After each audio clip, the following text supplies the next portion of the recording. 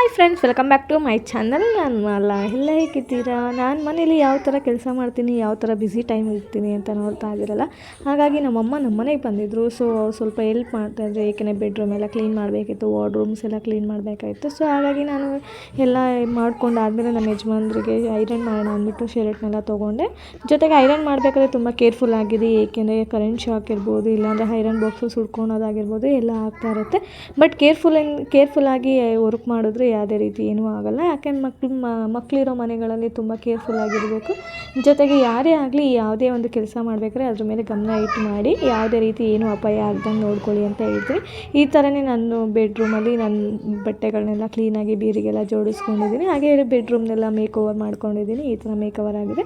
ಜೊತೆಗೆ ನಮ್ಮಮ್ಮ ಬಂದಿದ್ವಲ್ಲ, ಅವರೆಲ್ಲ ಮಕ್ಕಳಿಗೋಸ್ಕರ ಆಟ ಆಡೋದೆಲ್ಲ ಹೇಳ್ಕೊಡ್ತಾಯಿದ್ರು. ಇದು ಪೂರ್ತಿ ವಿಡಿಯೋ ಬಂದು ಯೂಟ್ಯೂಬ್ ಚಾನಲ್ ಇದೆ. ಪ್ಲೀಸ್ ಸಬ್ಸ್ಕ್ರೈಬ್ ಮಾಡಿ, ಹಾಗೆ ವಾಚ್ ಮಾಡಿ, ಲೈಕ್ ಮಾಡಿ. Thank you.